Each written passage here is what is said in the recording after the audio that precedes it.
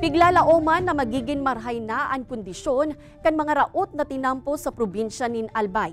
Inaprubahan na kaya kan Administrasyong Marcos ang pag-irahay sa kalabaan kan Maharlika Highway. Buot sabihon mas papahiwason pa ang tinampo sa mga banwaan kan Pulanggi, Owas, Ligaw asing ginubatan sa paagi kan pagkakaigwa nin 4 lanes kung sain mas mapapadali na ang biyahe kan mga motorista.